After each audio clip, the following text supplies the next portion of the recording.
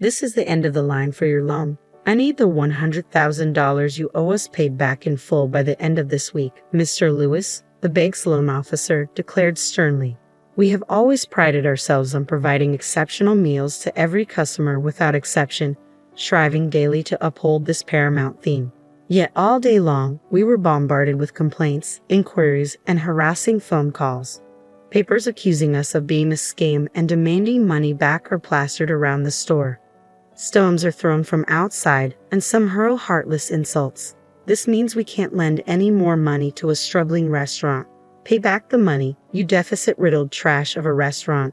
Mr. Lewis laughed loudly, displaying the cruel disregard. He embodied the worst kind of man, an arrogantly incompetent figure who understood nothing. Determined to protect our store, our customers, and our employees, I decided to send the foolish Mr. Lewis straight to an endless hell from which he could never climb out. I am Sophia, running a fine dining restaurant at the age of 71. I married Joseph, who was years my senior, when I was 30, and together we were blessed with a daughter, Grace. 40 years have passed since then. Grace is now married and has left home, and Joseph is no longer with us. This fine dining restaurant, passed down through Joseph's family for generations, has mostly been left to me, as most of his relatives have passed away due to old age, with no younger generations to take over. Running a restaurant is harder than one might think, and every day is unbelievably busy. But I am supported by loyal customers who have been with us for years and suppliers who provide us with fresh ingredients. I find fulfillment and motivation to keep going. This restaurant is filled with my dreams, and the employees working here are like family to me. I am firmly determined to protect their livelihoods, no matter what happens. It was about 3 years ago that I took over this restaurant from Joseph, right around the time Grace got married. At that time, a pandemic was spreading worldwide, causing the restaurant's finances to dwindle into the red. During these tough times, I managed to keep the business afloat, thanks to Mr. Walker, a banker who believed in me and continued to provide loans. Mr. Walker's bank has been taking care of Joseph's family for generations. When I took over, Mr. Walker was assigned to handle our account. A man of 45, unmarried, he has a gentle demeanor and a flexible mindset. He accommodated our business strategies, allowing us to receive loans and keep paying our employees without delay, keeping us open to this day. Now, Mr. Walker is being transferred overseas. Mr. Walker, when will you be leaving for the overseas branch? I asked him today. In about a month.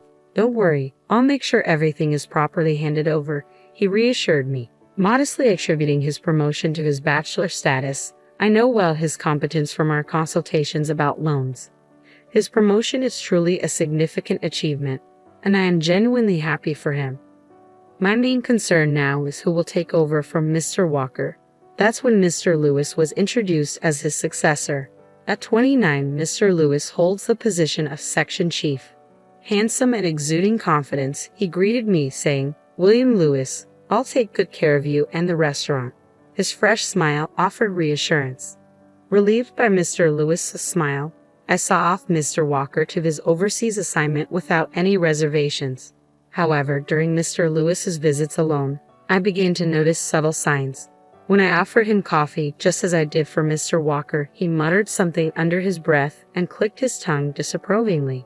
"So outdated," he commented once, though when I glanced at him, he quickly smiled afresh. I dismissed it then as a misunderstanding. 2 days later, Mr. Lewis visited again, and I served him coffee as usual. With his smile, he remarked, "I'm not fond of coffee when I can't identify the brand, and who knows who's used this cup before. If you want to serve me coffee, please prepare it in a specified brand and cup." Shocked momentarily, I struggled to understand his demeanor, contrasting sharply with Mr. Walker's warm approach. I froze as Mr. Lewis continued speaking, seemingly unconcerned with my feelings. "I don't know what arrangements you had with Mr. Walker for your loans, but I have my own approach. As an elite, please understand that I may not extend further loans." With a careless tap on his laptop, he avoided eye contact and condescended with a smile. "I've had extensive discussions with Mr. Walker and devised a meticulous business plan. Have you had a chance to review it?" I managed a feeble response. Mr. Lewis's expression shifted visibly as he sighed, his tone curt. "That was with Mr. Walker. I have my own methods. Is there really a need to discuss it further? Regardless of your plan, if it's consistently in the red, what's the use? His demeanor had completely shifted from his usual affable smile, as if he were a different person. Stunned and unable to respond, I found myself at a loss. Your account seems to have hardly any funds. How do you plan to repay? He smirked. This building looks ancient too. Can you afford renovations if needed? I'm hesitant to extend loans to such establishments. With that, Mr. Lewis abruptly left the shop. Was this the same Mr. Lewis who had previously greeted me with warm smiles? Was this his true nature all along? I remained motionless for a while, grappling with his abrupt departure and cutting remarks. However, I steeled myself. I couldn't allow Mr. Lewis's words to shake my resolve. I had a responsibility to protect my restaurant and its employees.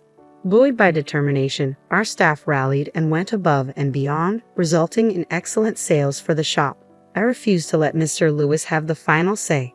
As the shop's sales began to stabilize, a newly hired employee rushed over to me in a panic. Sophia, you need to see this. He handed me his phone, and I adjusted my glasses to read the screen.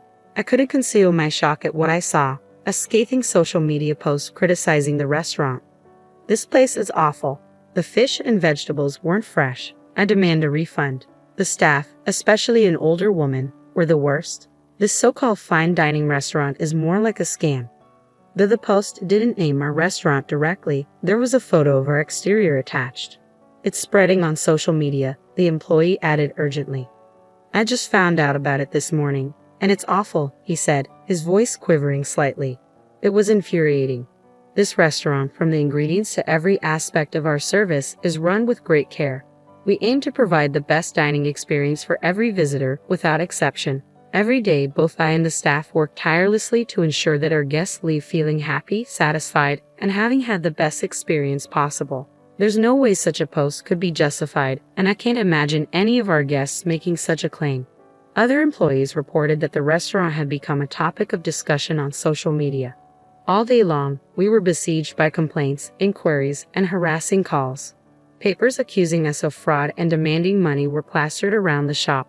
Some even threw stones and hurled cruel words, he continued.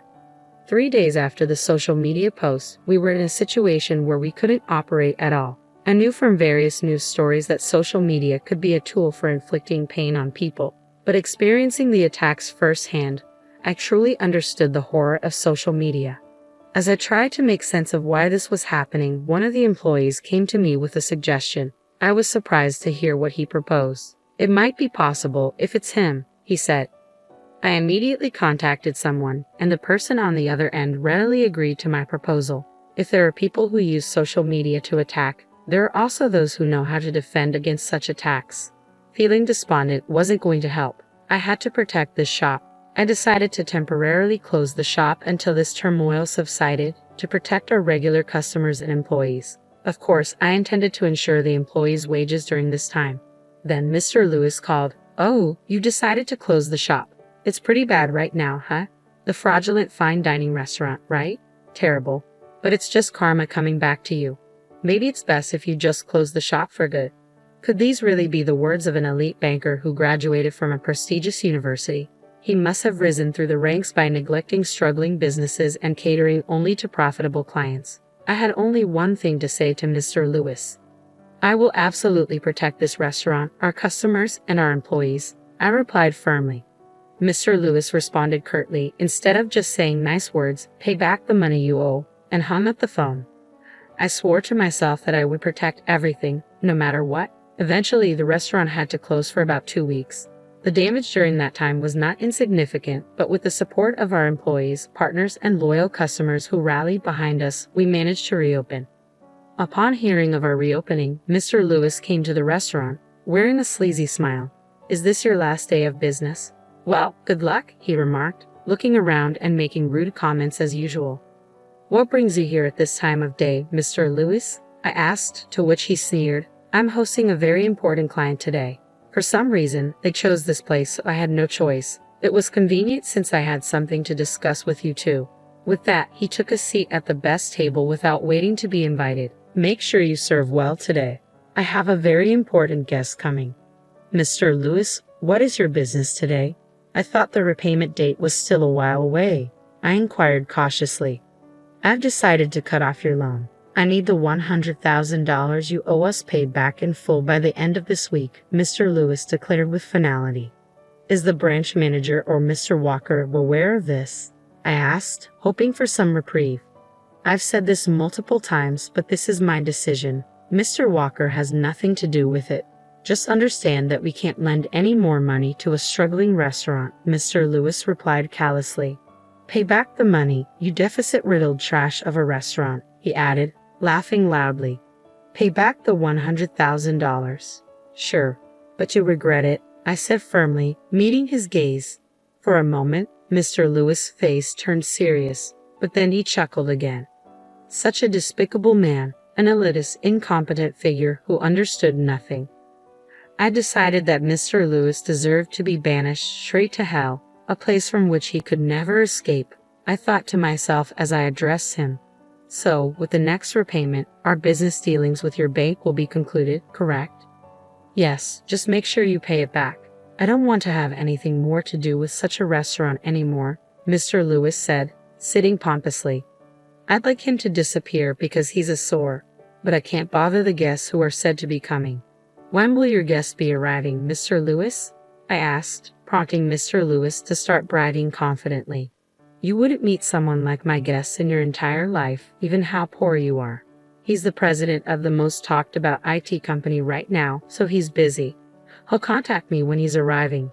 I'm just waiting until then, Mr. Lewis boasted. I figured he hadn't secured a definite appointment but kept quiet, knowing his smugness was only temporary. A lucrative deposit transaction with that IT company was clearly in sight for him. Mr. Lewis kept checking his mobile phone anxiously as he waited for his guests. It's such an empty shop after all that publicity. No one would come to a place like this, Mr. Lewis remarked. I swallowed my retort and ignored him. Then, a lively greeting from an employee echoed through the restaurant. Well, some odd customers do come to such places, huh? I remarked pointedly, ignoring Mr. Lewis completely. I went to welcome the customers at the entrance, who turned out to be Carter, the fish wholesaler we've been dealing with for years, and Dylan, a farmer. Sophia, we were worried after seeing the posts on social media. We were irritated to see even our proud produce being bad-mouthed, Carter said, holding an abundance of fresh fish while Dylan had just picked vegetables in his hands. Their beautiful ingredients received a joyful welcome from the staff. Don't worry, Sophia. We'll blow away those sneaky rumors, Dylan assured me, snapping photos with his mobile phone. We'll broadcast about these ingredients and ensure no more nonsense stories come up. Mr. Lewis looked uncomfortable at these words. Just then, someone approached him. What's wrong, Mr. Lewis? You look upset, Mr. Walker said, surprising Mr. Lewis. It was as if he couldn't believe Mr. Walker was there. Mr. Walker, you've come all the way here. I greeted him warmly, relieved to see a familiar face.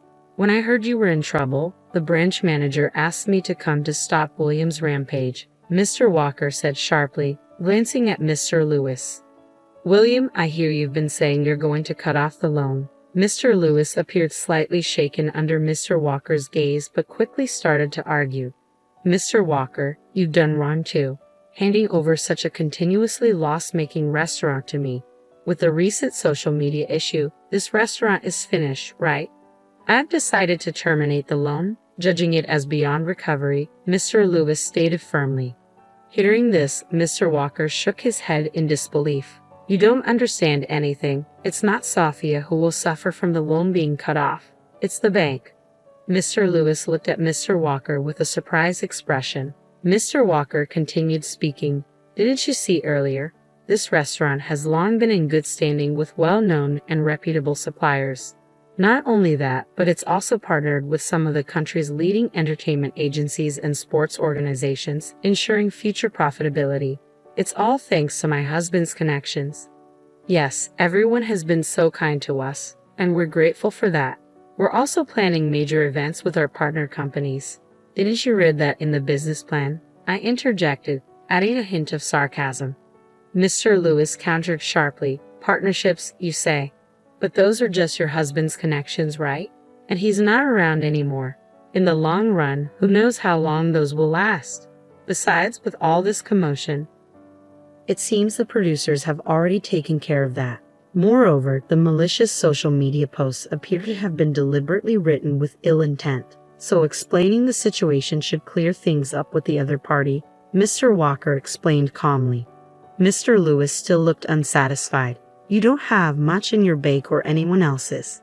How do you plan to pay your employees and expenses without our loan? I didn't want to reveal everything to this man, but it couldn't be helped now. I've always preferred not to hold much cash. Most of my assets are in land, apartments, and gold. So if we can no longer receive loans, I'll just convert a bit of gold into cash, Mr. Walker stated, delivering a harsh reality check to Mr. Lewis. In other words, by your arrogant mistake, you've squandered significant benefits that Sophia could have brought to the bank. Mr. Lewis turned pale upon hearing this. Sophia, I'm sorry for making you go through this unpleasantness, he muttered. The branch manager who appointed William as my successor deeply regrets it. He had high hopes for William and is disappointed. He plans to come and apologize in person.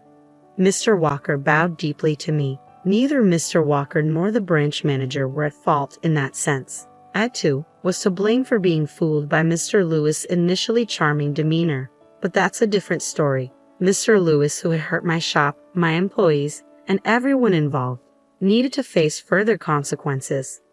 Mr. Lewis, you've been talking about the restaurant causing a fuss, but you're the one who initiated it, aren't you? I confronted him directly. He turned away, pretending not to know. Even if Mr. Lewis wouldn't confess, we had solid evidence. Andrew, would you come here, please? I called over a man. Andrew, my daughter Grace's husband. Andrew began speaking in front of Mr. Lewis. We investigated the critical posts about this restaurant. While the details are confidential, we identified the IP address and found it originated from Mr. Lewis's mobile phone. Mr. Lewis' face contorted. Normally, people post from more difficult to trace devices. It's bold of you to post from your own mobile phone, Andrew remarked sarcastically. So what? Posting something doesn't make it a crime. There's something called freedom of expression. Don't get so smug over something like this, Mr. Lewis retorted, clearly unnerved. When someone posts content on social media that damages a store's reputation, it can be subject to defamation laws. It might also infringe on laws against insult or business interference, Andrew explained calmly. We'll consult with a lawyer about this part later. I never imagined we could pinpoint the culprit behind the social media attacks. An employee suggested it might be possible, knowing Andrew's capabilities as the president of a highly renowned IT company. My words seemed to strike Mr. Lewis particularly hard. Speaking of which, Andrew, didn't you mention you had a meeting scheduled here today?